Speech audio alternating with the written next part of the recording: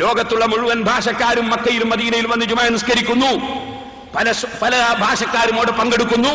എല്ലാവർക്കും ഒറ്റ ഭാഷയിലുള്ള ഖുത്ബ. അത് രാജ്യത്തിന്റെ ഭാഷയനുസരിച്ച് ഖുത്ബ മാറ്റണമെന്ന് ഏത് ഖുർആനിൽ പറഞ്ഞു? ഏത് ഹദീസിൽ പറഞ്ഞു? നിങ്ങൾ ഈ നാദാപുരത്ത് ഈ പ്രസംഗം മുഴുവൻ നടത്തിയിട്ട് നിങ്ങളെ സ്റ്റേജിൽ നിന്ന് ഞങ്ങൾ കേട്ടില്ലല്ലോ ഒരായത്ത്. ഖുത്ബ ശ്രോതാക്കൾക്ക് മനസ്സിലാകുന്ന ഭാഷയിലാകണം എന്ന് പറയുന്ന ഒരായത്ത് നിങ്ങൾ എന്തുകൊണ്ട് ഓതിയില്ല? ഖുർആനിൽ നിന്ന് ഒരായത്ത് ഓതണം. ഖിയാമത്ത് നാൾ വരെ കഴിയോ നിങ്ങൾക്ക്? ഖുത്ബ ശ്രോതാക്കൾക്ക് മനസ്സിലാകുന്ന ഭാഷയിലായിരിക്കണം എന്ന് റസൂലുള്ളാഹിന്റെ ഹദീസിലുണ്ടോ? ആയത്തിലുണ്ടോ?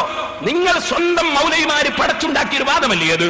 നിങ്ങൾക്ക് മതം പറയാൻ എന്താണ് ഇവിടെ അധികാരം? മതമുണ്ടാക്കാൻ എന്താണ് അധികാരം? മൗലവിമാരെ അള്ളാഹു നിശ്ചയിച്ചിട്ടുണ്ടോ ഇവിടെ മതമുണ്ടാക്കാൻ? അള്ളാഹു പഠിപ്പിച്ച മതം മാറ്റിമറിക്കാൻ നിങ്ങൾക്ക് എന്താണ് അധികാരം? അള്ളാഹുവിന്റെ റസൂലിന്റെ സഹാബത്ത് ലോകമൊട്ടാകെ യാത്ര ചെയ്ത് അവർ ഇസ്ലാം മതം പ്രചരിപ്പിച്ചപ്പോൾ അവരിവിടെ ഉണ്ടാക്കിയ ഒരൊറ്റ പള്ളിയിലും അറബിയല്ലാത്ത ഭാഷയിൽ അവർ ഖുത്ബ നടപ്പാക്കിയില്ല. അവര് നിർമ്മിച്ച ഒരൊറ്റ പള്ളിയിലും അവർ പെണ്ണിനെ ക്ഷണിച്ചുകൊണ്ട് വന്നില്ല.